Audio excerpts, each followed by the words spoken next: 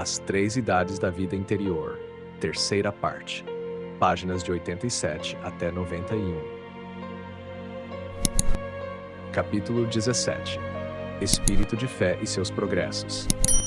Depois de termos falado sobre o progresso nas virtudes morais no caminho iluminativo, é conveniente tratar das virtudes teologais, e em primeiro lugar, da fé e de sua influência sobre toda a nossa vida. Isso nos disporá melhor para compreender o que deve ser a oração no caminho iluminativo. Vejamos, portanto, em que consiste o espírito de fé, como deve crescer em nossas almas e, por fim, sua excelência e eficácia para que vivamos por ele segundo as palavras da Escritura. O justo viverá pela fé.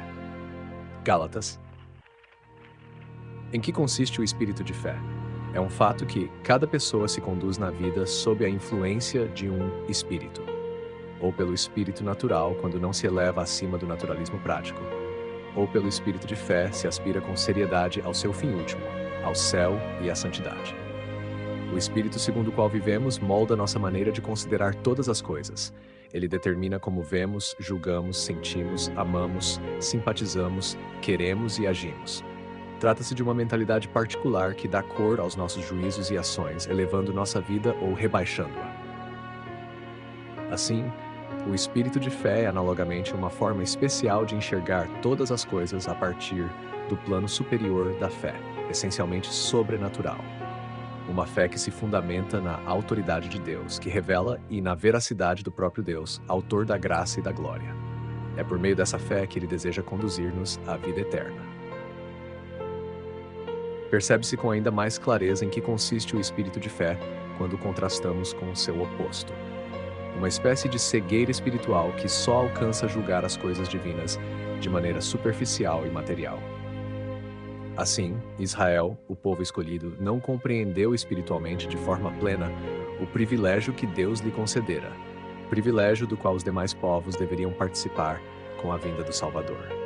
Os judeus acreditavam que o pão reservado aos filhos de Israel não deveria ser dado aos infiéis.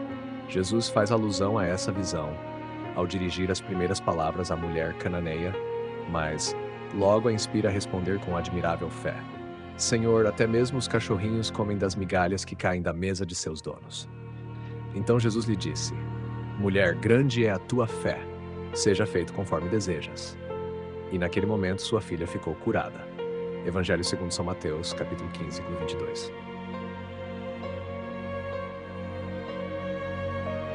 O espírito de fé que faltava aos judeus, mas que estava presente nessa mulher, é o espírito da verdade divina e universal. Esse espírito é o próprio objeto da fé, estando muito acima dos particularismos dos povos e sociedades humanas. Por isso, São Paulo, que no início estava profundamente ligado à sinagoga e a seus preconceitos, tornou-se o apóstolo dos gentios. E essa é a glória de santos, como Santo Agostinho e São Tomás de Aquino. Serem mestres não apenas de um grupo restrito de discípulos, mas doutores universais da Igreja.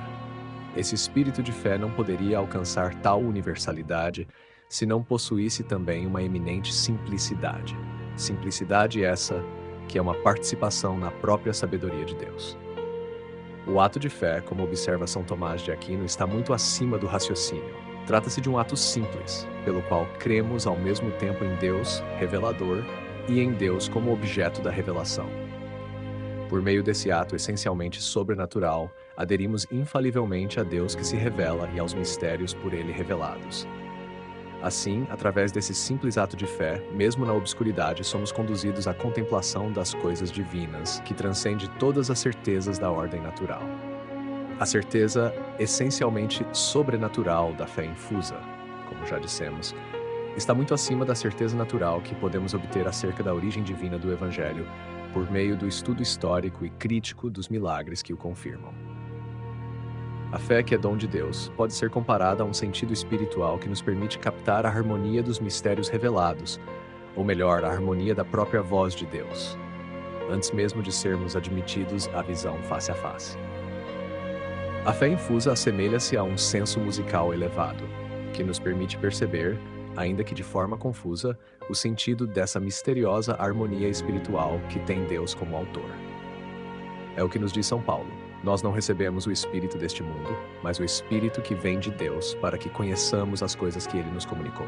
E essas coisas nós não as expressamos com palavras ensinadas pela sabedoria humana, mas com palavras que o espírito nos ensina, comunicando as realidades espirituais a pessoas espirituais. Pois o homem natural não pode compreender as coisas do Espírito de Deus. Para ele são loucura, e ele não pode entendê-las, porque só podem ser discernidas espiritualmente. O homem espiritual julga todas as coisas, mas ninguém pode julgá-lo. Pois quem conheceu a mente do Senhor para poder aconselhá-lo? Mas nós temos o Espírito de Cristo. Primeira carta aos Coríntios, capítulo 2, versículos 12 a 16. Para julgar com essa elevação, a fé é fortalecida pelo dom da inteligência, que nos permite penetrar o sentido dos mistérios, e pelo dom da sabedoria, que nos faz experimentá-los interiormente. A fé nos conduz a aderir infalivelmente à palavra de Deus. Essa fé infusa, que é uma virtude teologal, embora envolta na obscuridade dos mistérios, supera em muito o conhecimento intuitivo e claríssimo que os anjos possuem por natureza. Pois a fé infusa pertence à mesma ordem da vida eterna, da qual é como que a semente. Como diz São Paulo na carta aos Hebreus, capítulo 11, versículo 1, a fé é o fundamento das coisas que se esperam. E na carta aos Romanos, capítulo 3, versículo 22, ela é a base de nossa justificação. Até mesmo os anjos necessitaram desse dom gratuito de Deus para atender ao fim sobrenatural ao qual foram chamados. São Francisco de Sales ensina que, quando Deus nos concede a fé, ele penetra em nossa alma e fala ao nosso espírito, não por meio de discursos, mas por inspiração. Na presença da fé, o espírito se despe de seus raciocínios e argumentos, submetendo-os a essa virtude, que a partir desse momento torna-se sua soberana. E, à medida que a luz da fé começa a irradiar sobre nosso entendimento, a vontade passa a sentir os ardores do amor celestial. A fé infusa deve crescer em nós até a morte. Para a santificação de nossas almas, é de grande importância nunca nos esquecermos de que a fé deve crescer em nós a cada dia. Em um justo ignorante, mas santo, essa virtude pode estar mais arraigada do que em um teólogo. Como afirma São Tomás de Aquino, a fé pode ser maior em um cristão do que em outro, tanto do lado da inteligência, pela certeza e firme adesão, quanto do lado da vontade, pela prontidão, devoção e confiança. A razão para isso está no fato de que a fé infusa está em proporção com o dom da graça, que não é igual em todos. Por isso, nosso Senhor disse a alguns de seus discípulos que ainda eram homens de pouca fé, como no Evangelho segundo São Mateus, capítulo 6, versículo 30. E no Evangelho segundo São Lucas, capítulo 24, versículo 25, ele os repreende por serem tardos em crer. Mas a mulher cananeia disse com admiração: "Mulher, grande é a tua fé", conforme narra São Mateus, capítulo 15, versículo 28. O justo vive pela fé, escreve São Paulo na carta aos Hebreus, capítulo 10, versículo 38. E essa fé cresce a cada dia. Há almas santas que jamais se detiveram a analisar os dogmas da Santíssima Trindade, da Encarnação ou da Eucaristia, e que nunca extraíram dessas verdades as conclusões que qualquer teólogo conhece. No entanto, a fé infusa é nelas muito mais elevada e intensa do que em muitos doutores da Igreja. As beatificações e canonizações recentes têm confirmado essa realidade. Ao examinarmos a vida de Santa Bernadette Soubirous, de Lourdes, ou da Beata Gemma Galgani, podemos exclamar: que Deus conceda um dia à minha alma a fé que essas santas tiveram. Os teólogos afirmam com razão que a fé pode crescer tanto em extensão quanto em profundidade e intensidade. Ela se expande à medida que aprendemos o que a Igreja definiu sobre os mistérios da Santíssima Trindade, da Encarnação e da Eucaristia, ou sobre outros pontos da doutrina cristã. Assim, os teólogos conhecem em detalhes tudo o que foi definido pela Igreja. No entanto, isso não significa que sua fé seja tão intensa e profunda quanto é extensa. Por outro lado, há santos entre os simples fiéis que desconhecem muitas definições da Igreja, mas que penetraram profundamente nesses mistérios de salvação, tal como são anunciados no Evangelho. São Bento José Labre, por exemplo, nunca teve a oportunidade de ler qualquer tratado sobre a encarnação, e, no entanto, vivia profundamente este mistério, assim como o da Eucaristia. Foi essa fé mais profunda e intensa que os apóstolos pediram ao Senhor quando suplicaram: Senhor, aumenta a nossa fé. Lucas 17:5. Jesus respondeu-lhes: Tudo que pedirdes com fé na oração vos será concedido. Mateus 21:22. E de fato receberemos aquilo que pedirmos, sobretudo se, com perseverança, rogarmos pelos dons necessários ou úteis para a nossa salvação, como o crescimento nas virtudes. Excelência e eficácia do espírito de fé. A eficácia do espírito de fé se manifesta nas dificuldades e provações que ele nos ajuda a superar. São Paulo expressa isso de forma eloquente na Epístola aos Hebreus. Pela fé, Abraão, quando foi provado, ofereceu Isaque em sacrifício. Ele oferecia aquele que era seu único filho, embora lhe tivesse sido dito: é por meio de Isaque que a tua descendência será reconhecida. Mas Abraão considerava dentro de si que Deus poderia ressuscitá-lo dos mortos. Pela fé, Moisés abandonou o Egito sem temer a cólera do rei, pois manteve-se firme como quem vê o invisível. Pela fé, os profetas conquistaram reinos, exerceram a justiça, alcançaram as promessas, fecharam a boca dos leões e extinguiram a violência do fogo. Alguns pereceram nas prisões, outros foram apedrejados como Zacarias, cerrados ao meio como Isaías e torturados. Morreram ao fio da espada. Andaram errantes, cobertos de peles de ovelha, desamparados, angustiados e maltratados, homens dos quais o mundo não era digno. Essas palavras de São Paulo encontram eco em nossos dias, nas perseguições que ocorreram na Rússia e no México. Ele conclui exortando-nos: portanto, corramos com perseverança para a meta que nos foi proposta, mantendo os olhos fixos em Jesus, autor e consumador da fé. Ele, em vista da alegria que lhe estava reservada, suportou a cruz, desprezando a ignomínia, e agora está sentado à direita do trono de Deus. Hebreus 12:1-2. Santo Tomás de Aquino, em seu comentário à Epístola aos Hebreus 12:3, contemplando esse mistério, escreve: Considerai Cristo que suportou tão grande contradição da parte dos pecadores, e em qualquer tribulação encontrareis na cruz de Jesus o remédio. Nela vereis o exemplo de todas as virtudes. E como ensina São Gregório, se mantivermos diante de nossos olhos a paixão do Salvador, nada nos parecerá tão duro ou doloroso que não possamos suportá-lo com paciência e resignação. Quanto mais cresce em nós o espírito de fé, mais nos aprofundamos no mistério de Cristo, que veio ao mundo para nossa salvação. A Santa Igreja, nossa mãe, nos apresenta diariamente, com esse propósito, o prólogo do Evangelho segundo São João, uma síntese sublime de tudo que a revelação nos ensina sobre o mistério de Cristo. Alimentemo-nos diariamente dessa passagem inestimável, pois jamais conseguiremos esgotar sua profundidade. Ali encontramos os 3 nascimentos do Verbo. 1. Seu nascimento eterno. No princípio era o Verbo, e o Verbo estava com Deus, e o Verbo era Deus. 2. Seu nascimento temporal segundo a carne, e o Verbo se fez carne e habitou entre nós. 3. Seu nascimento espiritual nas almas. A todos os que o receberam, deu-lhes o poder de se tornarem filhos de Deus.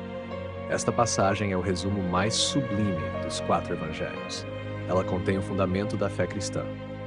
A Deus ninguém jamais viu. O Filho unigênito que está no seio do Pai, este o revelou. João 18.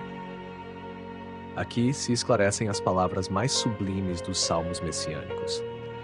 O Senhor me disse: Tu és meu filho, eu hoje te gerei.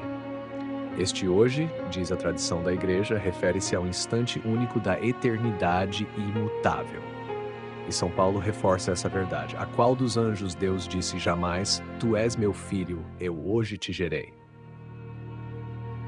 O Verbo, esplendor do Pai, é infinitamente superior a todas as criaturas que ele criou e sustenta.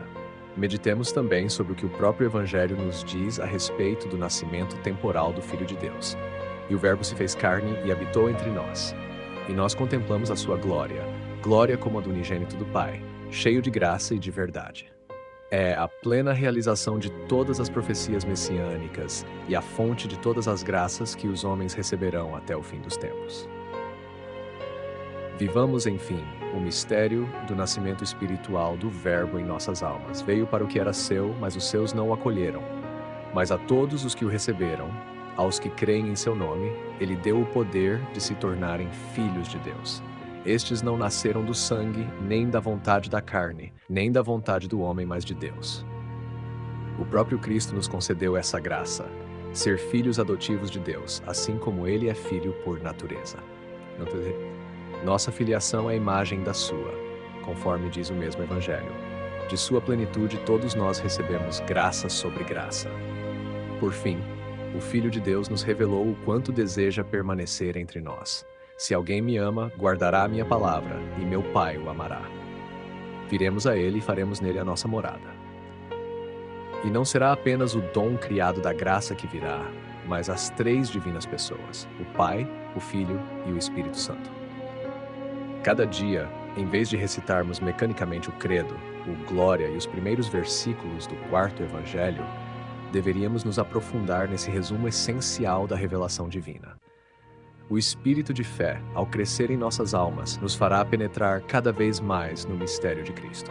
Esse sentido sobrenatural, pouco a pouco, se transforma em uma contemplação profunda e saborosa, fonte de paz e alegria, conforme nos ensina São Paulo. Alegrai-vos sempre no Senhor, e a paz de Deus, que ultrapassa todo o entendimento, guardará os vossos corações e os vossos sentimentos em Cristo Jesus. Notas explicativas. O espírito de fé e seu crescimento. 1. O espírito de fé. O texto apresenta a ideia de que todo ser humano age sob um espírito dominante, o espírito natural, guiado pela razão e pelo mundo, ou o espírito de fé, que orienta a alma para Deus e a vida eterna. O espírito de fé é mais do que uma simples crença. É uma visão sobrenatural da realidade, baseada na autoridade divina e na verdade de Deus. 2. A cegueira espiritual. A cegueira espiritual é apresentada como o oposto do espírito de fé. Esse conceito está ligado à incapacidade de enxergar as realidades divinas de maneira profunda. A referência à atitude dos judeus em relação ao privilégio de terem sido escolhidos por Deus ilustra esse ponto. Eles não compreenderam plenamente que a salvação não era exclusiva de Israel, mas destinada a todos os povos. O exemplo da mulher cananeia, Mateus 15, 22, 28, é significativo. Ela, embora não pertencesse ao povo eleito, demonstrou um espírito de fé verdadeiro, reconhecendo em Cristo o Salvador. Sua resposta humilde e confiante a Jesus ilustra a universalidade da fé, sua primazia sobre qualquer distinção étnica ou cultural. Pausas 3. A universalidade da fé. São Paulo, que inicialmente era apegado às tradições judaicas, tornou-se o apóstolo dos gentios, demonstrando a transformação operada pelo espírito de fé. O mesmo se pode dizer de santos como Santo Agostinho e São Tomás de Aquino, que com sua sabedoria foram mestres universais da Igreja. 4. A simplicidade e a sabedoria da fé. São Tomás de Aquino ensina que o ato de fé está acima do raciocínio, pois não se baseia apenas em âmbitos lógicos, mas na adesão total à revelação divina. A fé, portanto, nos conduz à contemplação das verdades divinas, mesmo na escuridão da razão humana. A comparação com um sentido espiritual ressalta que a fé nos permite captar a harmonia dos mistérios divinos, assim como um músico experiente percebe a beleza de uma melodia sem necessidade de explicação teórica. 5. O dom da inteligência e o dom da sabedoria. A fé não é um mero assentimento intelectual, mas é sustentada por dons do Espírito Santo. O dom da inteligência nos faz penetrar os mistérios divinos, enquanto o dom da sabedoria nos permite saboreá-los interiormente. 6. A fé infusa e os anjos. Um ponto teológico importante é a afirmação de que a fé infusa está acima do conhecimento natural dos anjos. Os anjos possuem uma inteligência claríssima, mas a fé é da ordem sobrenatural e está unida ao destino eterno da alma. Mesmo os anjos precisaram desse dom para atingir a visão beatífica. 7. A fé e a graça. São Tomás ensina que a intensidade da fé varia entre as pessoas de acordo com o grau de graça recebido. Isso explica por que alguns santos e letrados possuíram uma fé mais profunda do que grandes teólogos. A fé não se mede apenas pelo conhecimento doutrinário, mas pela adesão amorosa a Deus.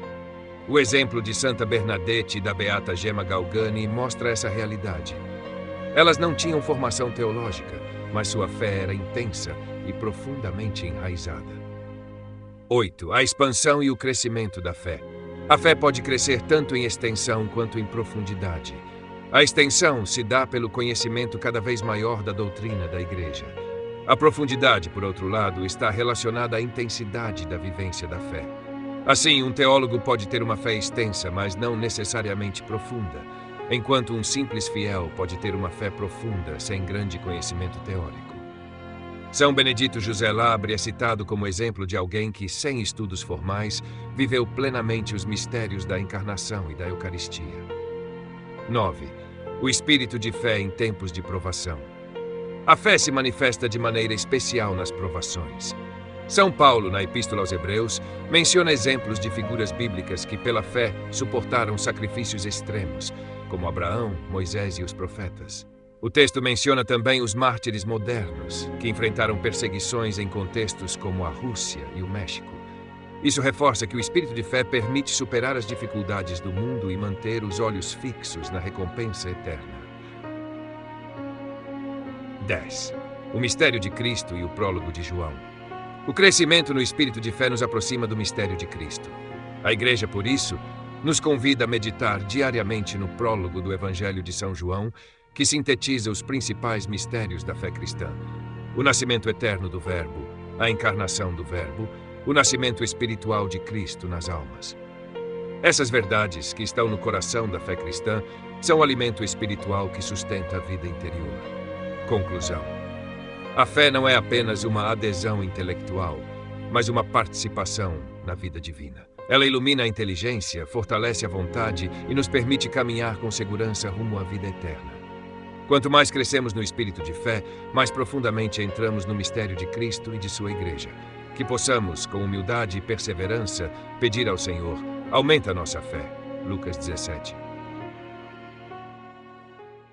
Queridos ouvintes, chegamos ao fim deste audiolivro e quero expressar minha profunda gratidão a todos que permaneceram conosco até aqui. Sua dedicação em acompanhar essa obra é um verdadeiro sinal de busca pela sabedoria e pelo crescimento espiritual.